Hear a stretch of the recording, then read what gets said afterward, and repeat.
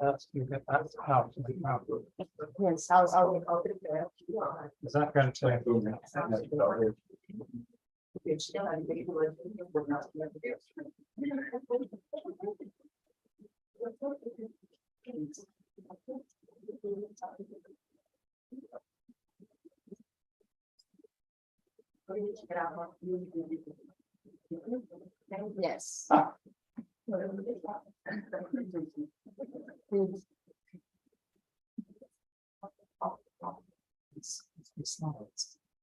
Yes. Yes. Good.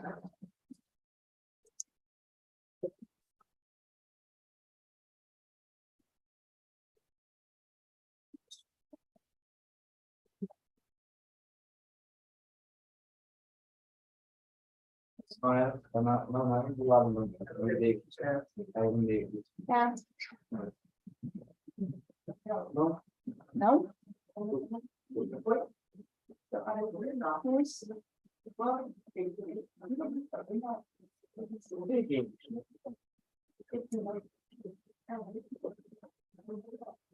Yes. Very good. Yes. So may I introduce you? Yes. Let's go. Hello. Thank you all for coming, for attending the seminar. It is my pleasure and honor to introduce my dear friend and collaborator, Graham Burton.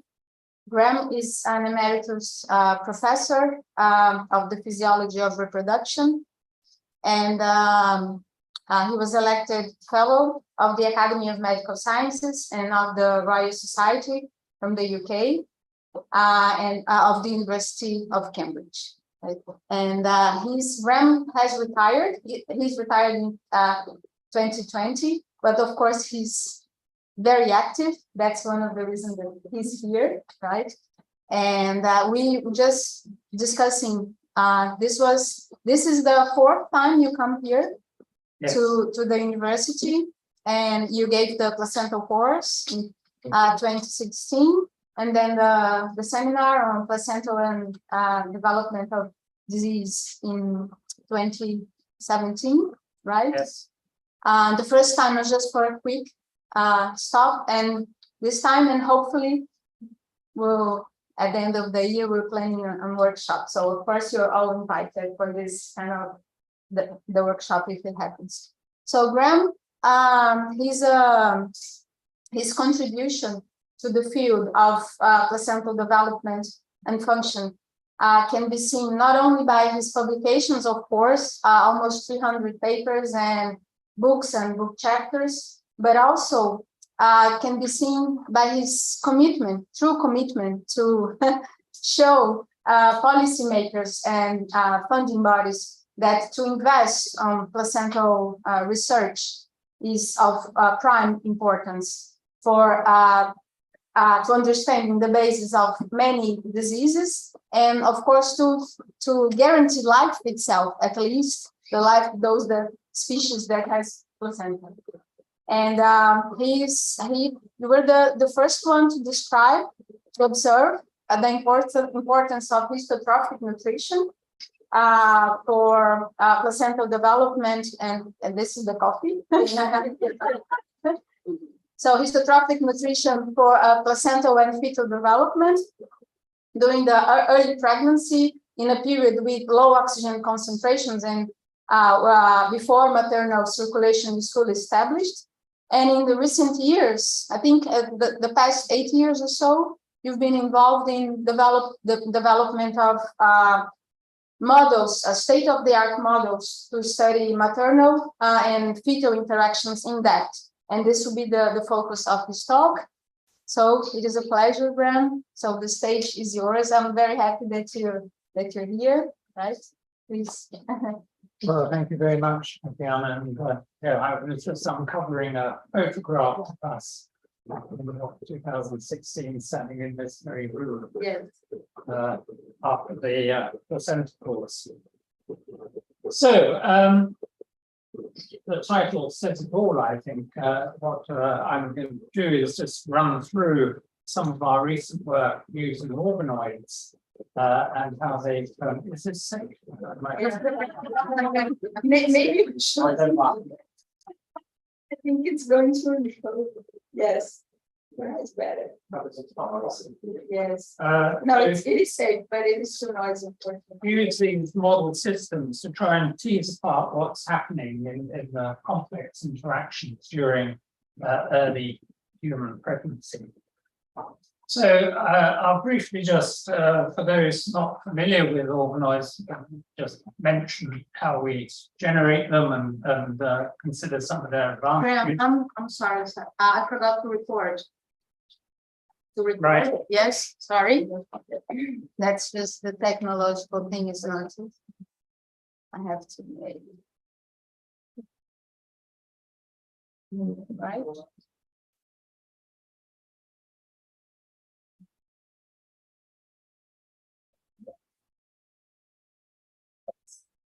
Good, sorry. Your recording? Yes. Is it? Yeah. Yes. Right. Okay, so the three aims really just to introduce the concept of organoids, consider some of their advantages and limitations, because they're not the answer to everything. There's still a long way to go, but they certainly have a lot of potential. And then to consider how organoids can help us unravel some of the basic biology of both the trophoblasts, the placenta, and the maternal endometrium in early pregnancy. And then I think there's been some very stimulating developments in other organ systems that really show the potential of combining the organoids with microfluidics to look at some systemic connections between organ systems. So it's not necessarily applied as such to reproduction at the moment, but I think it gives us a sense of direction as to where it could go. Now,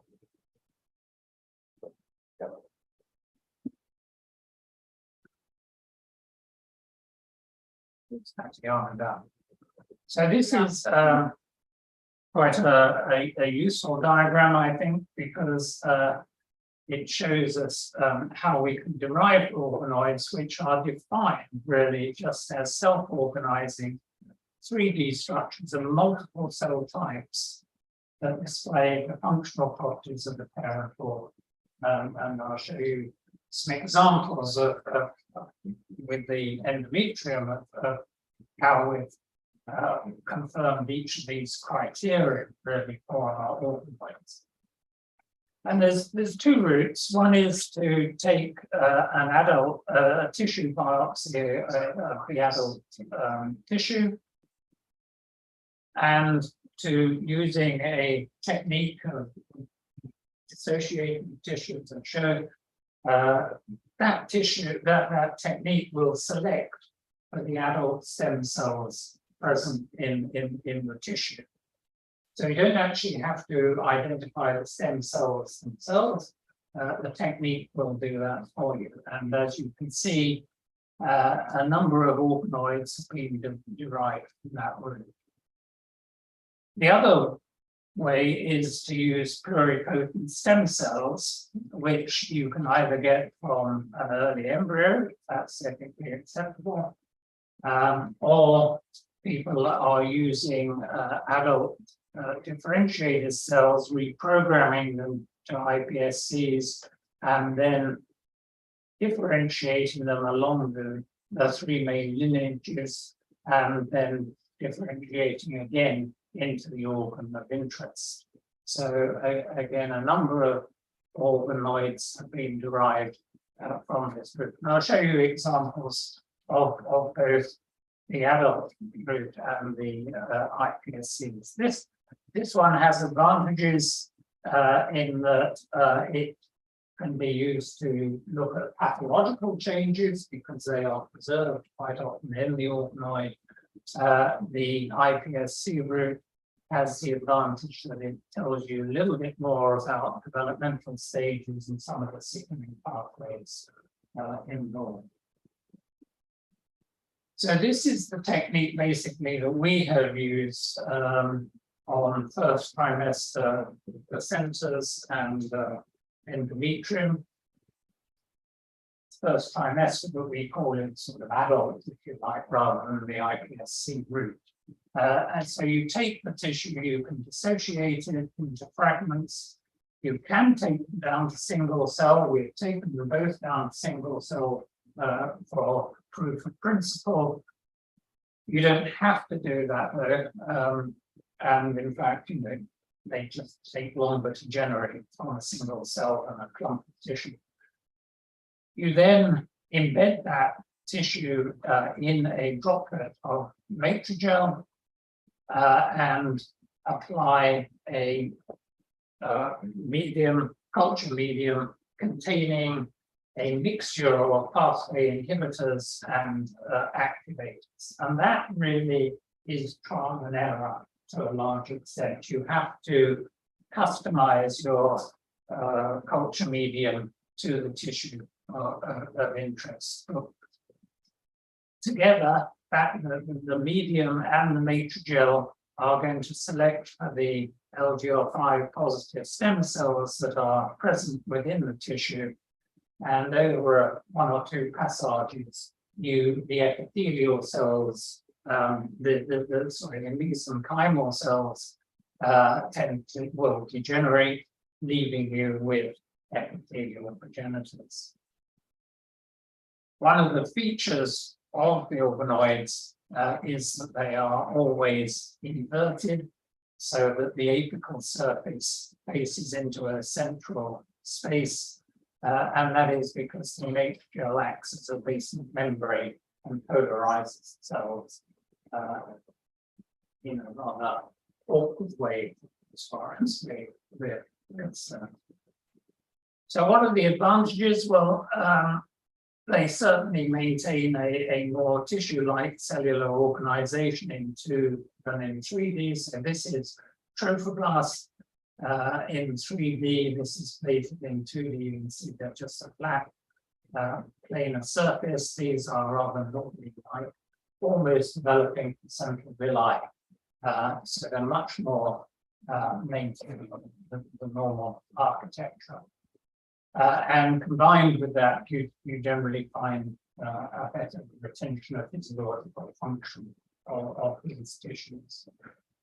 They are proliferative and genetically stable in long-term culture. So this was the first time that we have been able to obtain an endometrial cell that proliferates in vitro. The first time we've been able to generate a trophoblast cell that generates proliferates in vitro, and they have been now passaged for over 12 months, so that they're continually regenerating themselves through that technique. And across the board of different organ systems, people have used organoids now for a variety of different purposes to investigate development, to model cancers and other diseases. Neutral ones being used now to look at endometrial carcinoma. You can use drug efficacy, toxicity screens, genetic screens. They are amenable to CRISPR, so you can do your manipulations, then see what the effect is downstream. They can be biobanked and frozen down and regenerated, so they're very useful for personalized medicine. So a lot of potential. As far as the reproductive tracts are concerned, in the male, the regenerated organoids, the testis, the prostate; in the female, the ovarian epithelium, fallopian tube, endometrial glands, the cervix, and then the placenta, the trophoblast. And about 2-3 weeks ago, a paper was published on the human yolk sac, the yolk sac line. I'll show you that. So we came into this with the endometrial glands. So you might say, well, why are we why are we interested in the glands?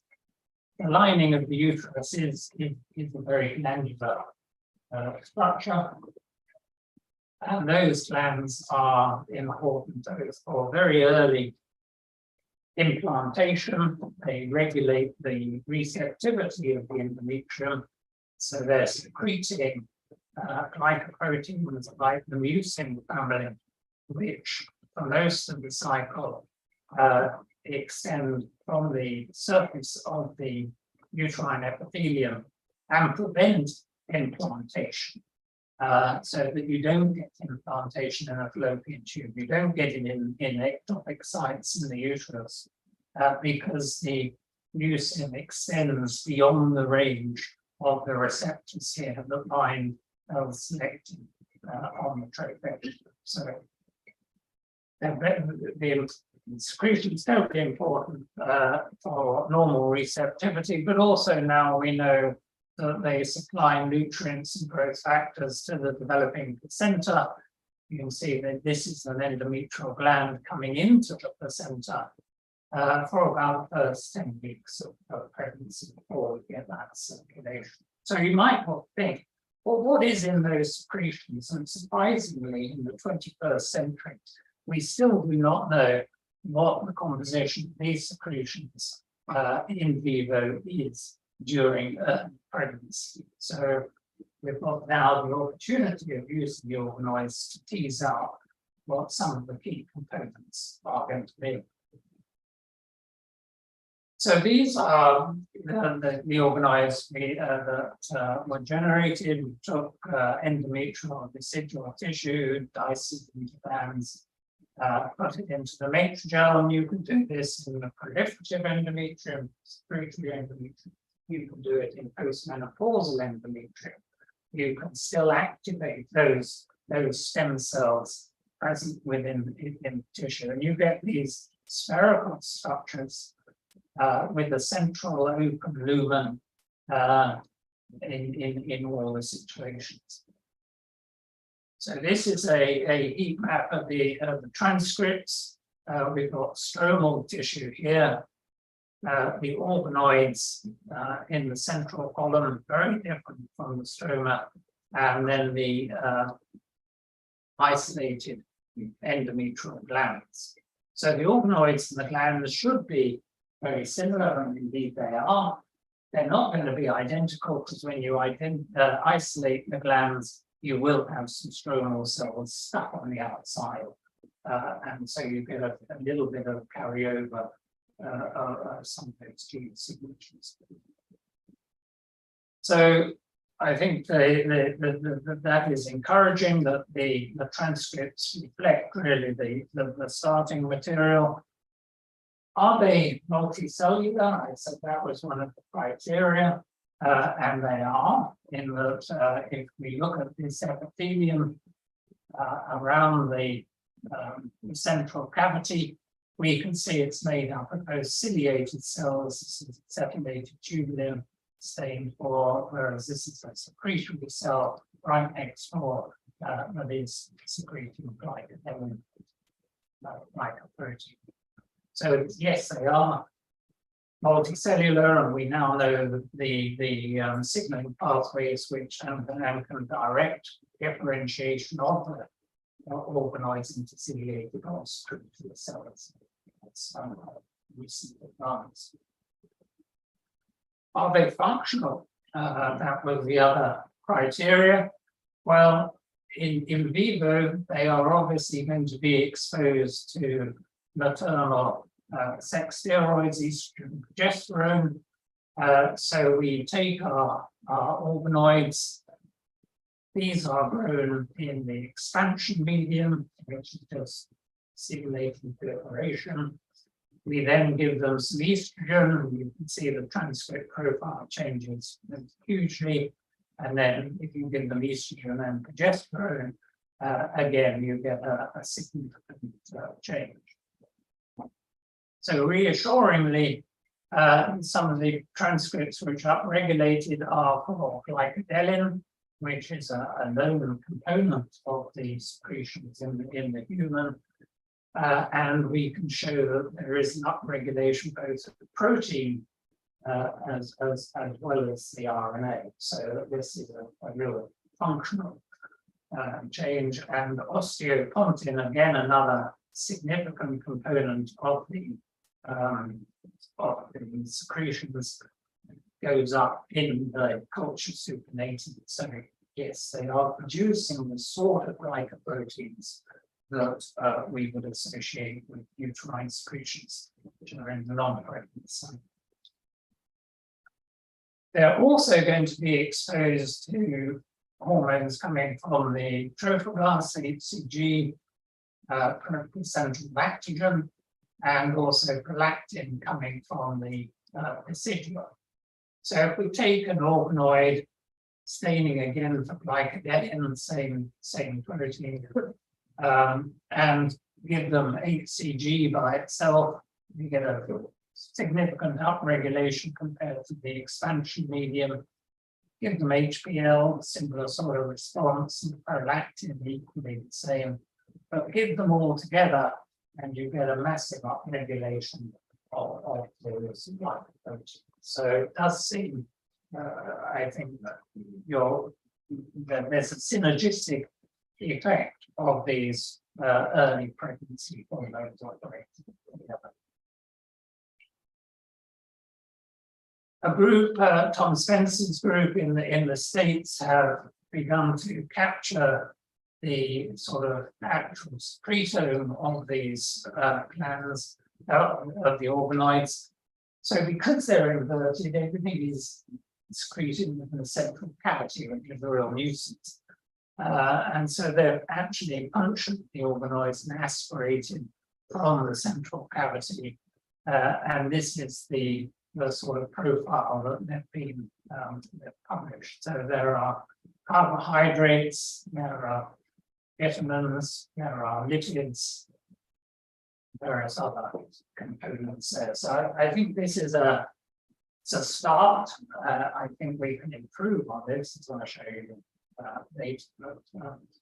We're beginning, or have now the opportunity to look and see what is the actual composition of the glands are secreting in early pregnancy. So we've gone a little bit further with the derivation of these organoids, and we've been able now to show that you can generate them non-invasively from menstrual flow. So we collaborated with Paul Baldby, an IVF clinic outside Cambridge. Patients there that were on their regimes had endometrial scratches taken, and we obtained the endometrial scratch biopsy, produced organoids from those, and then the women collected menstrual flow from the same cycle. So we were able then to compare the organoids derived from day 28 of the cycle from day 14 of the same cycle. So it was a very tight experiment. And I haven't got the heat map here, but they are absolutely identical and they respond in exactly the same way to one. So now you have the opportunity, I think, to actually assess endometrial gland function preconceptually in a non-invasive way, or in any way.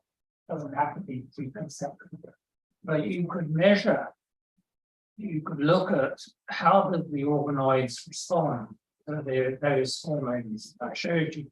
Is that affected by the BMI, maternal age, whether they've had an early pregnancy loss or lying state? You could begin to look at the functional aspects of the endometrium in a large cohort of women, and begin to understand what that actually is a normal endometrium. So we, and beside that, we could extend Tom Spencer's work and look at the real composition of that secretome, and possibly begin, if there are problems associated with the responses in women, with early pregnancy losses? Can you use some small molecular inhibitors to improve the responses of those organoids and as a model of the human endometrium? So that's the sort of thing that we're beginning to well, I can't now because I was forced to retire. I didn't necessarily wish to retire, but there is a retiring age in my university. So this is for other people now to take. With a little bit of tweaking of that culture medium, as I say, it is a bit of trial and error. We were able then to take placental villi, do enzyme ingestions, and generate trophoblasts organoids. So here they are. After about a couple of passages, you've got rid of all the mesenchymal cells, and you're left again just with the epithelial things. And they're quite different in their appearance. I'm telling this story as if we set out to get endometrium and trophoblasts. We set out actually to get trophoblasts, and we ended up getting endometrium because you will get contamination. Even though there are only 2% of gland cells present, they will grow organoids, and you have to be very careful that you don't get endometrium instead of trophoblasts. By tweaking that medium, we've certainly reduced the contamination problem.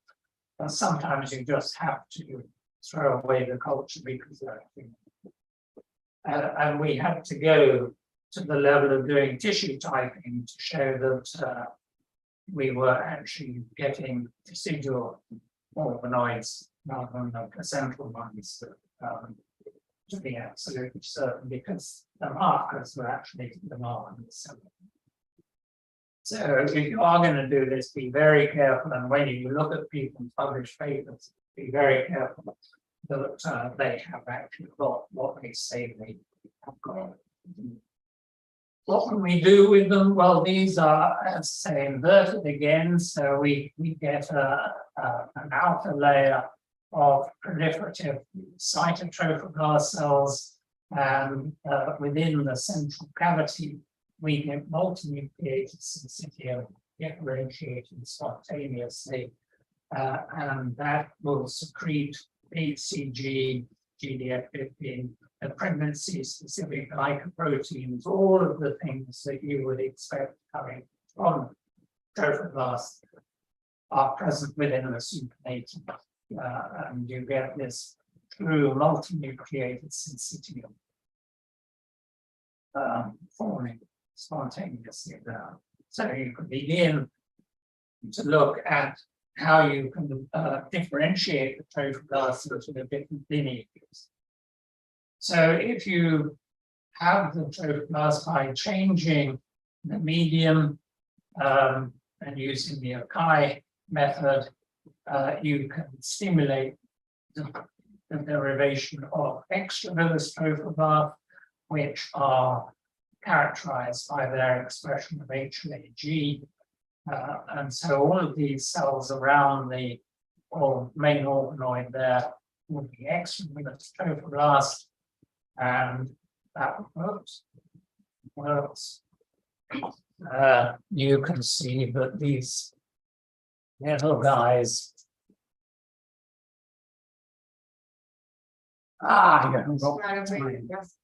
anyway, that little torpedo would shoot across the screen. If you did have quick time, you can actually see them migrating through the matrigel, and you can see there that they leave a little tunnel where they might be eroded through. So it's really quite exciting. You can put them onto a scaffold again, and there's the main organoid. And again, you get differentiation of extravillous trophoblasts, HLA-G, beginning to migrate into the tissue. So a lot of potential there to to start looking at the different lineages, what are the pathways involved, and their functional capabilities. So you can look at syncytialization, its regulation, you can understand the formation of these lacunae, these spaces within the syncytium, which is the forerunners of the intervillous space.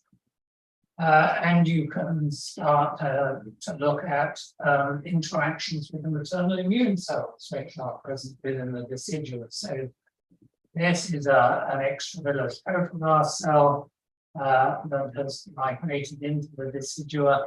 These are the maternal residual natural killer cells, and you can see how close they come into contact. And this is a very active process. And you need to activate those natural killer cells for a successful pregnancy. But what do they produce? Well, you know, and what are the effects of the cytokines on the trophoblast? So these are the sort of experiments that Ashley Moffat has been doing, whereby they take the organoids into the expansion medium, differentiate them into extravillous trophoblasts, and then add the cytokines that are released from interactions with the natural killer cells. And what you get is a massive proliferation, actually, of the extravillous trophoblasts. Real migration in, and you can see how much denser the whole matrix has become. So I think invasion we can look at these interactions and possible you correlate all of this with single cell technologies of in vivo samples. And you can put the two together as well. This is our working model of early placental development, the hormones from the trophoblast signal down to the glands, prolactin from the decidua signaling to the glands. All of these stimulate the release of growth factors and nutrients, which then feed back on the trophoblast and stimulate proliferation. That's nice theory, but to actually have evidence of that, we can start to do co-culture. Co-culture of the trophoblast organoids with the endometrial organoids, see whether the trophoblast affects the secretome of the endometrium, and what is the effect of that secretome on the trophoblast. So you can begin to see how you could pick apart these various signaling pathways. This is the yolk sac organoid that has just been published. This was derived from human induced pluripotent stem cells. They differentiated them into endoderm-like cells and mesodermal stromal pore, so that they got an endodermal layer on the outside again, a mesodermal core, and within that, they're interested in the differentiation of the first hematoblasts, because the yolk sac is the first site of hematopoiesis. But that's their interest. There are others. I mean, I would be more interested probably in the transport capacity of the yolk sac epithelium,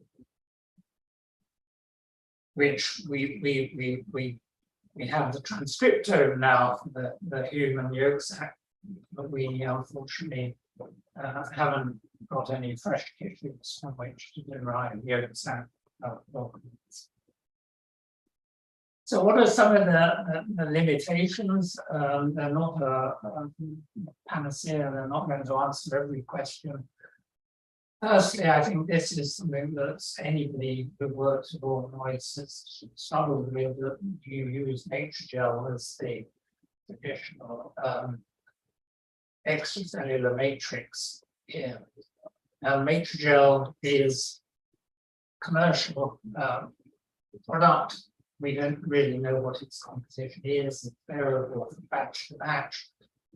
It comes from the mouse. So ideally, you'd not use microgel. So people have started to use hydrogels, and this is an example of hydrogels polyethylene glycol gel that has been used to generate endometrial gland organoids, like the ones I've just been showing you. This is the organoid coming from the H-gel, and this is the one coming from the hydrogel. Same size, same proliferation rate, same derivation efficiency. So this must be the way to go. It's just an example. The other thing is that, as I said, they're inverted, which is a real pain because I'm sure you're not getting microRNAs and exosomes and things coming out into a culture supernatant. So we have grown them onto just onto a collagen scaffold. This is the gland cells growing into the tubular sort of gland-like structures, and they are now with the apical surface facing the sort of cavity of those spaces into the supernatant. And they still are responsive to those hormones, so that glycodelin in the supernatant goes upward. So now just using the organoids, I think you've got a much greater surface area. You're going to have a much greater concentration of in the secretome, and you will hopefully be able to put out more of the components. Although they're multicellular, the multicellularity is confined to one compartment, the epithelial compartment. You are losing signaling from stromal cells, particularly the decidua, for example, in just the gland. So people in other systems have been doing these sort of assembloids, whereby they mix together various cell types using the organoid to provide the original sort of epithelium, but then adding in stromal cells which differentiate into the local stroma, and adding in smooth muscle cells around the outside. So we're getting a three-layered sort of miniature bladder there. You could do the same for the endometrium. And in fact, people have attempted, this is Jan Rosen's group in Warwick, they have taken the gland organoid and surrounded them with stromal cells which can be residualized, so that you're getting paracrine signaling from the residua to the gland. So there are a lot of ways forward for this. What they've also done is to then make a little nick on the top of the matrigel and put a human blastocyst on there as a model of implantation. And what you see is that there is the blastocyst, the inner cell mass here attaching to the stromal cells. And you're getting some trophoblast outgrowths just at that point. So progress, but you could say, well, this is a very abnormal situation. When does the blastocyst actually attach to the stromal cells? It really should attach to the uterine epithelium, not to the stroma. So we have sort of made very preliminary attempts to generate an artificial endometrium. Again, that 3D scaffold, you can put stromal cells onto the scaffold instead of gland cells. Those stromal cells can be decidualized. This is the secretion of prolactin in response to estrogen and progesterone, so they decidualize. And then we've been able to put the seed the gland cells on top of the stromal cells, so that you're at least getting prolactin signaling to that epithelium. What you, of course, like is to have some maternal immune cells in there as well, but this is for future generations to take it forward. In fact, bioprinting and then deletion will soon be possible. But then you could take your blastocyst or blastoid, stick it on a surface cell, and really begin to investigate what is happening during human inflammation, which is still never been observed. And then lastly, just the central on the chip, you can use these organoids to seed these sort of models. So organs on a chip have become very popular, and they have tremendous potential again because they're very small volumes. It's a very defined system. You can really keep control of what's happening. All of the attempts to do a sort of placenta on a chip have really used either BWO or one of the other choriocarcinomas albinus. And of course, you're meant to be able to syncytialize these. They don't syncytialize 100%, but people are looking at transport from the maternal to the fetal side. It's not going to be physiological at the moment when you haven't got a complete syncytium. There's going to be parasitic roots. So why not now, do the same experiment but use the trophoblast organoid to seed onto that layer instead of genuine trophoblast, which genuinely syncytializes and spontaneously, and will give you a more physiological system. You can add these sort of systems together, and this was published several years ago now, whereby they had organoids in different chambers from the ovary, the fallopian tube, uterus, cervix, and begin to look at the interactions between these different systems. So it's quite a lot of bioengineering, plumbing, essentially. But I mean, it again has great potential.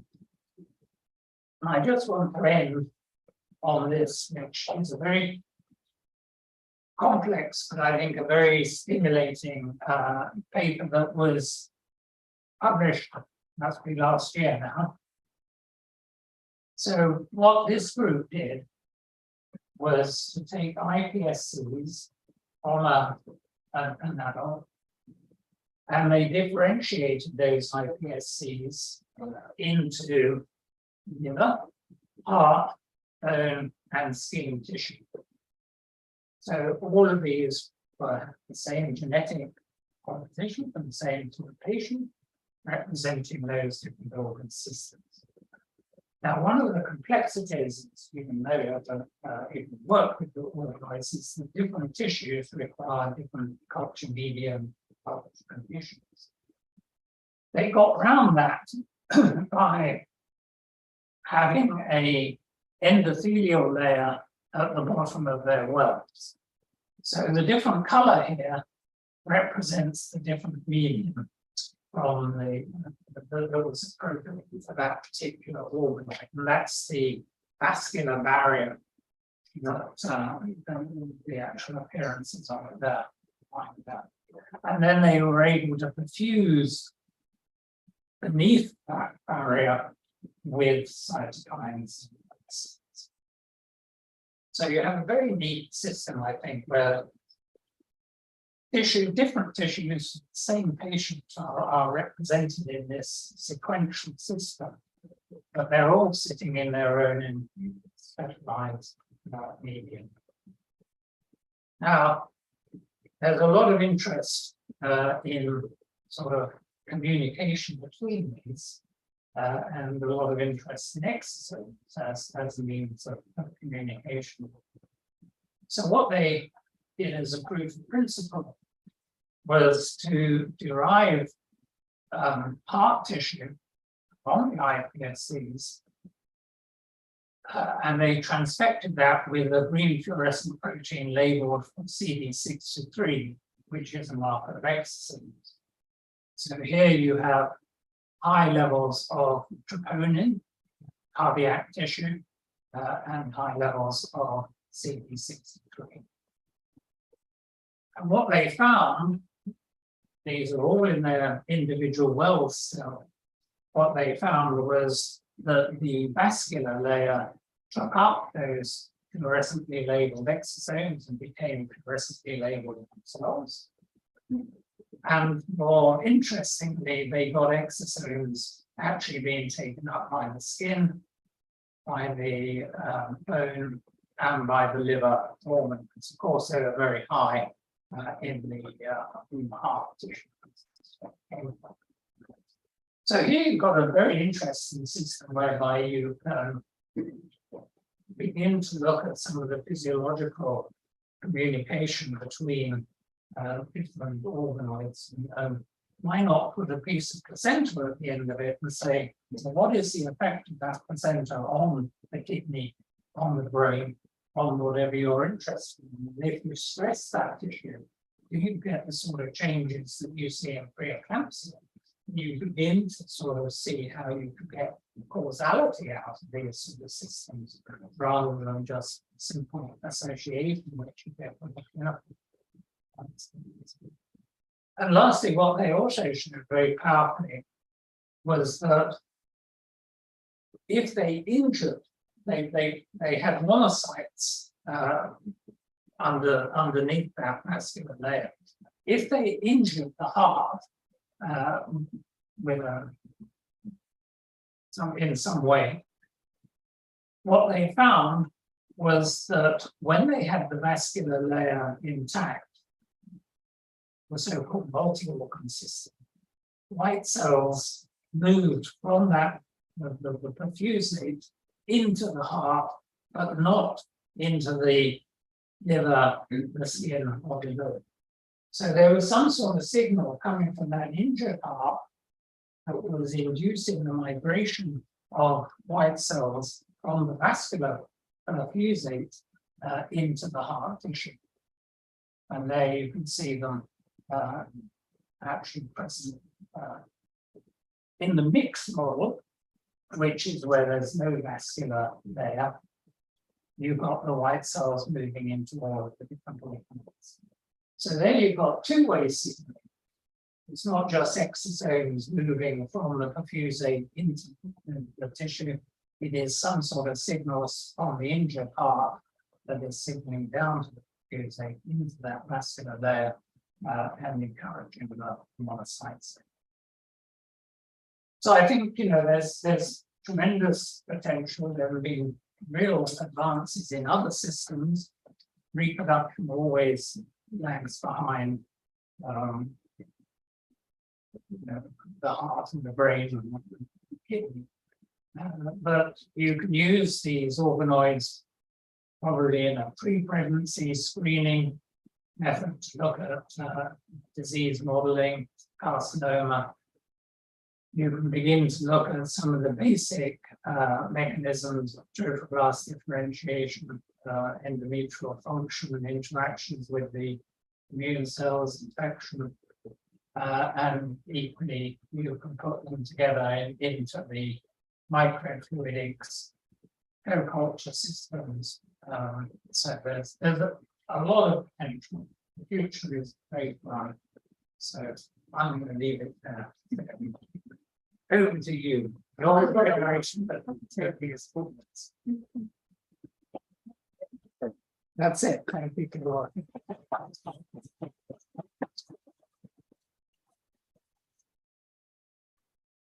Thank you, Brad. Questions? That was my only question. I was like, am you sleeping now? This? I was sleeping that sort of. So.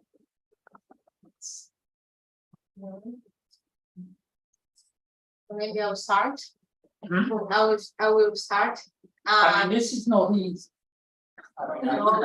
It's even difficult to. It's very easy to do that last paper, but I think that there's some complexity there of interactions with bioengineers. Yes, It's yes, clearly one of the ways forward. yes. That was one thing that you just asked. If we have if we have a bioengineering course here, and I said yes, we do, but we don't interact much. So the buildings are far apart, right? But it is. I remember when I was in Cambridge that you first contact the engineering that helped you with the scaffolding. Yes, of course. Yes. My question would be that you mentioned that of course you can, since these are proliferating organoids. I'm talking about the trophoblasts, right? And you can biobank, right? Yes. And they were derived from first trimester, Yes. right? So abortion here in Brazil is illegal, so we cannot produce it right here. But actually, if we can use yours, not yours, but those that were produced. I know with the endometrial that we do of course isolating from blood to be easier. But the trophoblasts organoids. Yeah, I think the other alternative is to go for the iPSC group. I don't know whether you're. I mean, if it's an adult stem cell that or an adult cell that you'd be differentiated and then differentiated into trophoblasts, would that get around your? Yes. I mean, I think that's what a lot of groups in the US Yes. are Yes. around this type of. Yes. Do you know about this? The actual aspect that to use the ideas that what you do? No.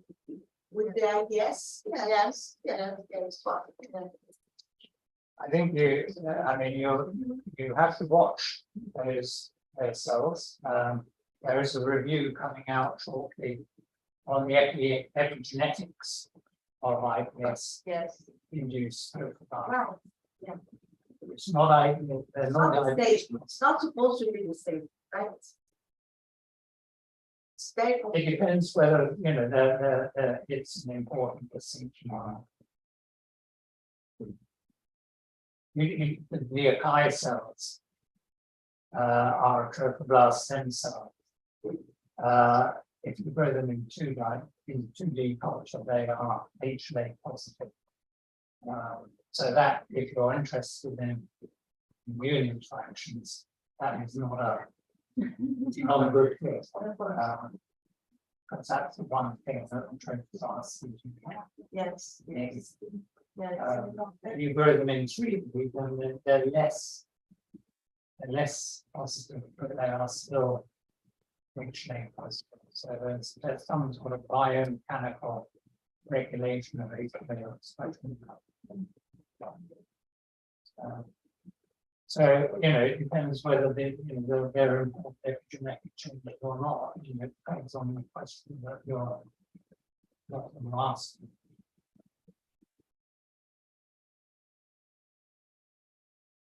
That's a possibility to go down that route. Yes. I think in the States you wouldn't be. I mean, if they're derived first trimester, then that's it.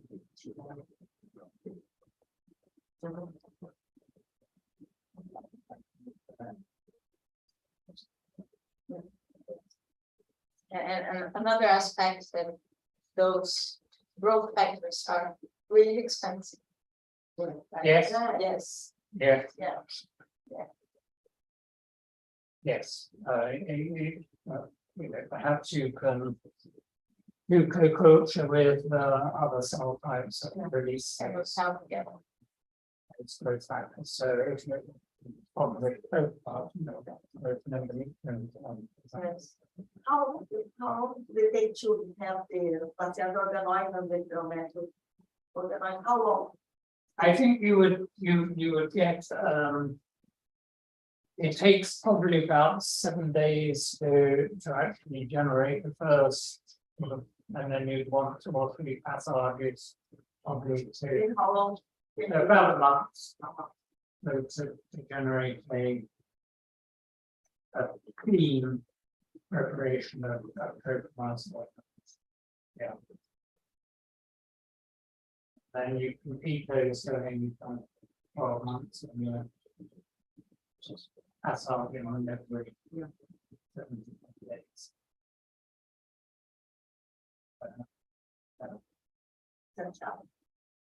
So yes, I mean it is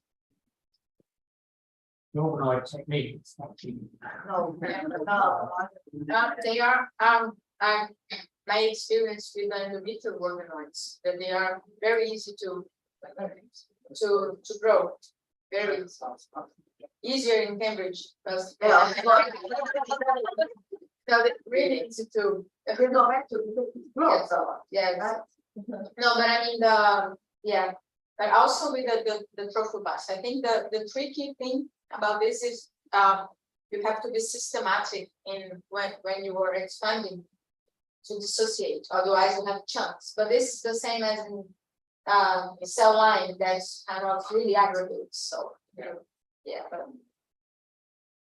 So yeah, maybe making sure in 6 months. Yes, yes, yes.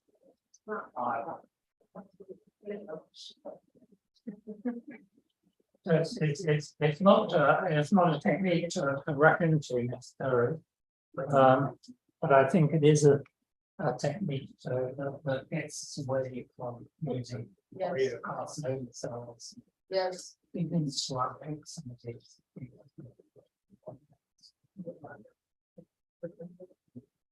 How do you take in consideration the genetic variability in those parameters, these biopsies, considering that unlike pure cell lines or flies in mice, we don't have that.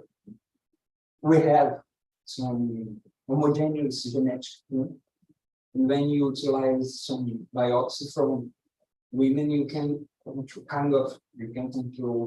the genetic variability from these women.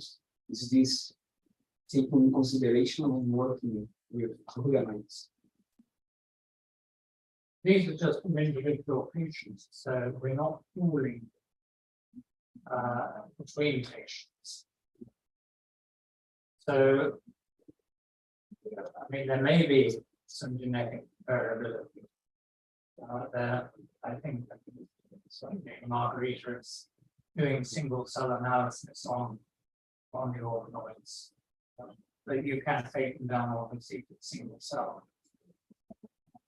So that gets rid of any variability. But then they grew, they're much lower.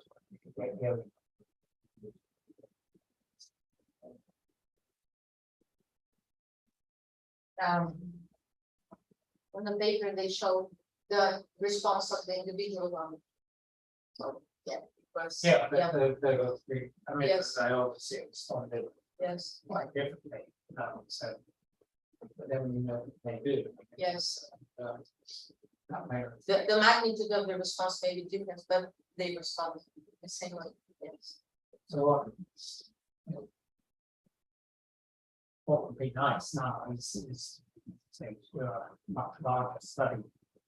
Yes, of course. Just see Yeah. ethnic differences.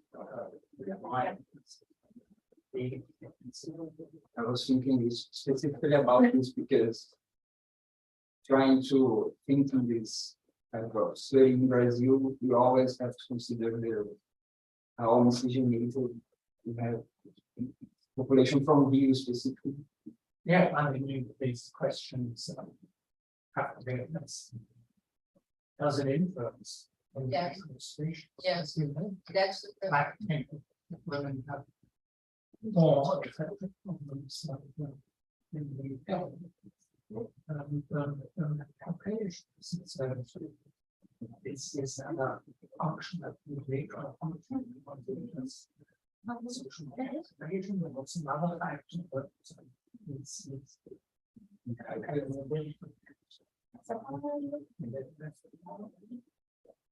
There is one question in the chat of the YouTube.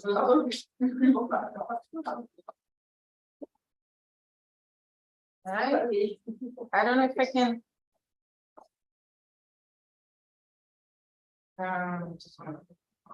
Work.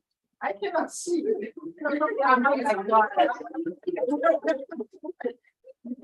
Can you take some?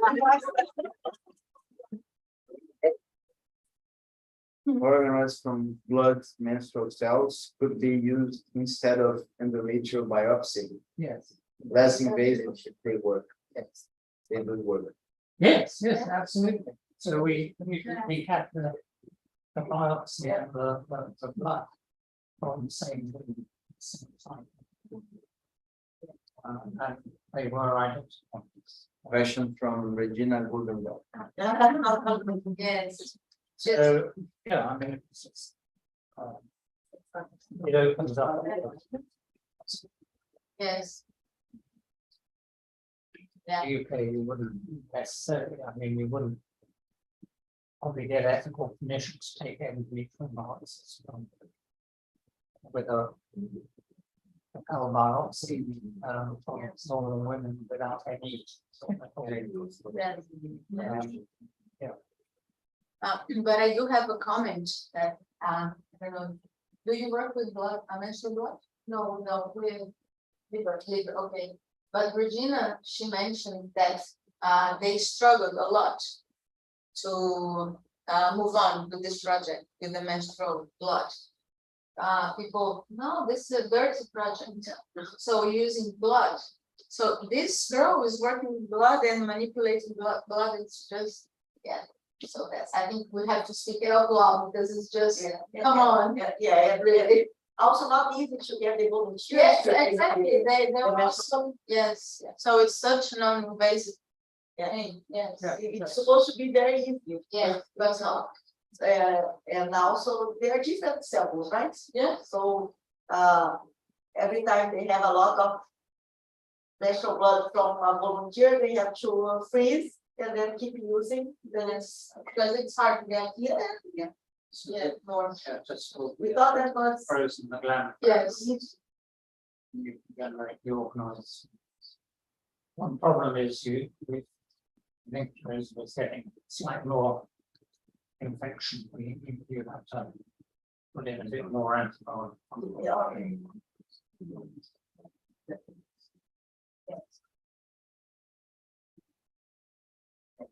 Yeah, I mean the endometrial fractures are now becoming quite uncommon. Uncommon, Yes, yes, yes, absolutely no evidence. yes. It's going to them. So that's probably in its last throes. So as a source of endometrial. Yeah, but the way, so the way would be the blood, the menstrual blood. Of course, yeah. Good. Thank you. Anyone else?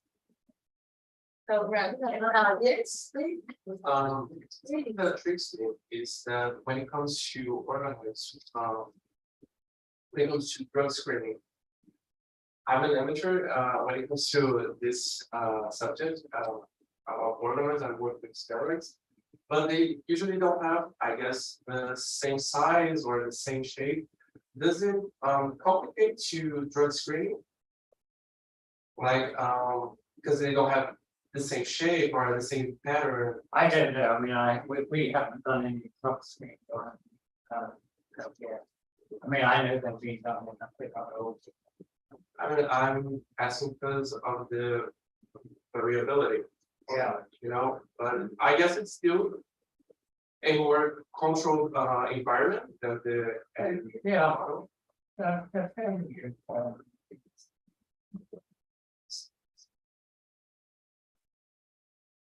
Yeah, I mean, dosage must stay out initially.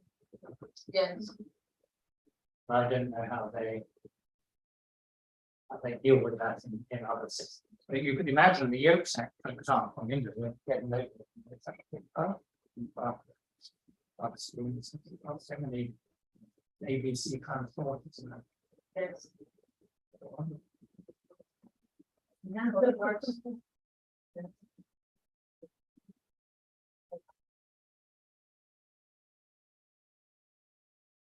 Thank you.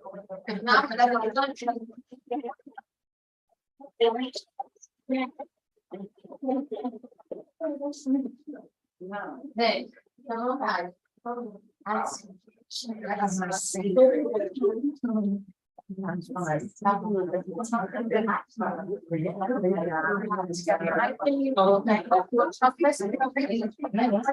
Ele